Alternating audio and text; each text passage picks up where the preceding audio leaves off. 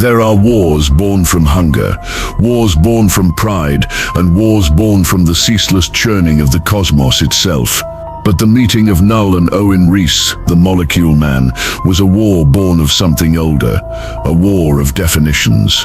In the beginning, before stars knew their own light, Knull floated in the abyss, his crown of void unbroken by creation. He was the first shadow, the god whose hands forged the all-black from the living darkness, a blade that could cut through gods, universes, and the very concept of hope. When the Celestials dared to ignite the first suns, he slaughtered them in protest, spilling their ichor across the emptiness. He had no interest in control of reality itself. To Knull, reality was an intruder, an infection in the purity of nothingness, and his only purpose was to drown it back in silence. Owen Reese was nothing like that. Once an ordinary man, a lab accident turned him into something that the word human could no longer contain. His mind opened to the lattice of reality, every molecule, every quark, every sliver of energy visible to him as a string waiting to be plucked or severed. At first, he was small-minded, selfish, even fragile, terrified by the scope of what he could do. But with time and the right pressures, he became something far more dangerous. A man who understood not just that he could rewrite the rules of existence, but that he was the rules. Molecule Man was not a god in the mythic sense. He was the structure on which gods walked. When the Beyonders sought to erase the multiverse itself, they tethered their plan to him. When Dr. Doom remade reality during the last incursions, he did so through Owen's infinite canvas. To destroy Molecule Man was to strike at the mechanism that kept the multiverse coherent. The clash between them did not begin with a punch, nor a swing of a blade. It began with a question. Somewhere in the deep reaches of a dying galaxy, where light from the last sun fell like anemic rain, Knull descended upon a drifting construct. Owen had built a floating arena of raw matter, forged from the remains of collapsed stars. Knull's arrival was silent.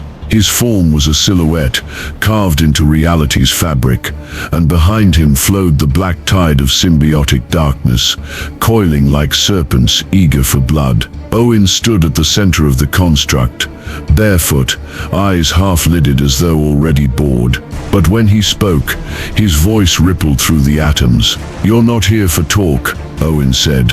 "You're here to erase." Knull's grin was nothing human. "Talk is for the living. I am the god before life. You alter matter, little man. I unmake the reason for matter to exist. I have cut down celestials, poisoned worlds, silenced pantheons. You are just another ripple to be smothered." Owen tilted his head, almost amused. "You think killing is the same as winning. You think unmaking a thing's form is the same as unmaking its meaning. But I am not a thing you can swing at. I am what swings you."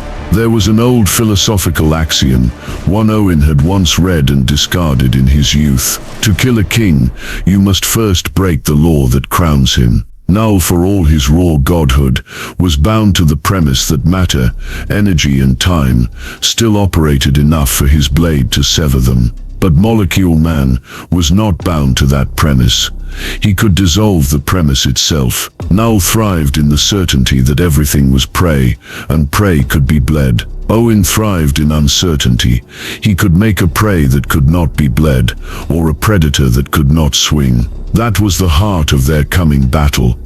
Knull was dominion by annihilation. Molecule Man was dominion by definition. The arena around them stretched into infinite darkness, a stage not fixed in any single universe but folded between realities. In one direction, the void churned with Knull's symbiotic ocean, ready to consume. In the other, the fabric of space itself shimmered like glass under Owen's touch. "You misunderstand me," Knull said, stepping forward, the all-black materializing in his grip, like a length of night sharpened to a perfect edge. "I am not a soldier of the void.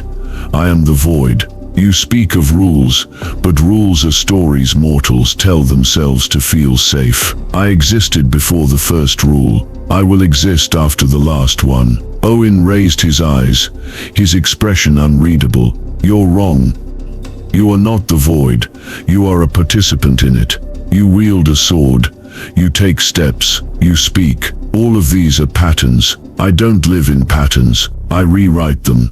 That's why you'll lose. The darkness seemed to press closer, as though Knull's very presence was a tide threatening to drown Owen. And yet Owen's voice was calm. I know the name of every particle in you. I can change the way you breathe, the way your thoughts spark. If I wanted, I could turn you into a cloud of hydrogen drifting in some forgotten corner of an empty dimension.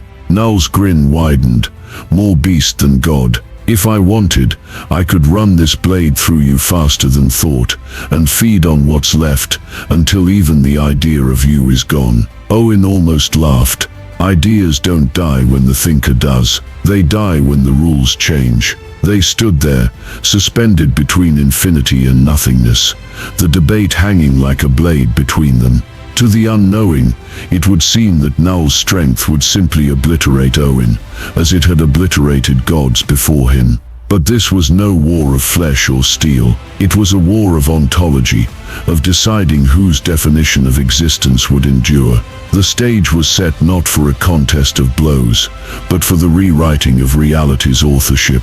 And in that war, Owen Reese knew he had already planted the seed of victory, because Knull could only destroy the page, while Owen could change the language in which it was written. The first movement of their clash was not seen but felt. Knull surged forward, the all-black arcing through the dark like a streak of liquid night, its edge singing the death of creation. Around him, tendrils of symbiotic darkness spiraled outward, seeking to coil around Owen and crush him in 1,000 directions at once. The construct beneath them warped under Knull's pressure, its molecular bonds unraveling just from the aura of his presence. But Owen did not move to block. With a thought, he shifted the molecular structure of the space between them into a fluid lattice, so that when the sword's edge struck, it passed through harmlessly, cutting nothing. Knull did not hesitate. He pivoted, swinging again, but this time the all-black's length dissolved into harmless vapor before it reached its target. Owen had altered the sword's molecules into inert gas mid-swing. Knull roared, the void itself trembling. From the black ocean behind him, millions of symbiote tendrils lashed forward, striking with the speed of thought. Owen let them wrap around him, but with a blink, he transformed their substance into streams of harmless light that dissipated into the void. You can't win by rearranging the battlefield forever. Knull growled, I am the darkness between atoms. You cannot edit what was here before matter.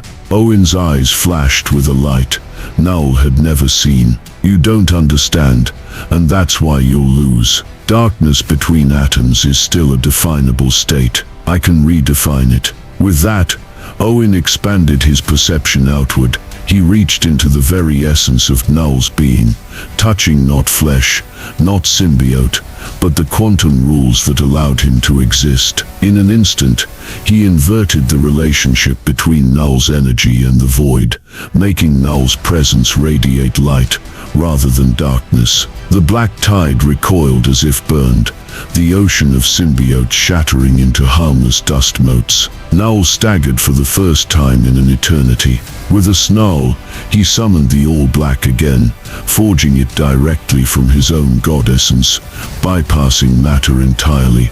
He lunged, the blade screaming with the hunger of 1,000 slain gods. It struck Owen's chest, and passed through him without resistance, because Owen had temporarily shifted his own molecular phase to one where the blade's edge could not interact. In retaliation, Owen tightened his mental grip and altered the All-Black's fundamental constants, rendering it incapable of holding an edge. The weapon melted into a droplet of formless void, falling uselessly into the nothingness below. You think force defines the victor, Owen said, stepping closer, each word altering the field of existence around them.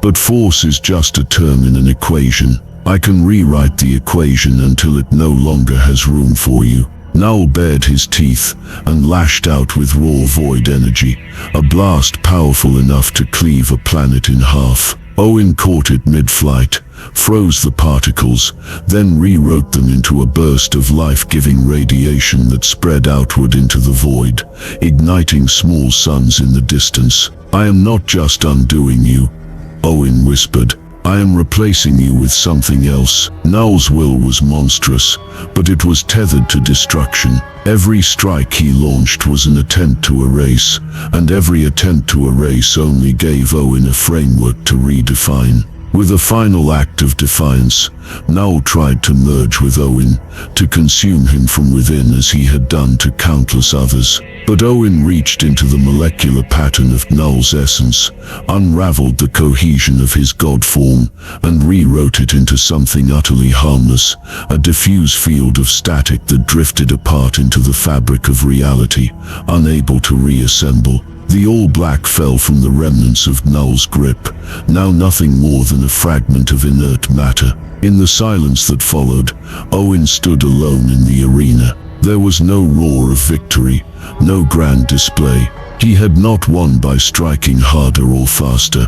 He had won because Knull's existence was a statement, and he had edited the statement until it no longer contained its subject. The void was still there, but without its king. The stage dissolved, the suns in the distance flaring brighter in defiance of the darkness. Owen turned away, not because he feared the void's return, but because he knew that as long as he existed, the rules could always be rewritten. And for a man who was the definition of existence itself, that was victory beyond question.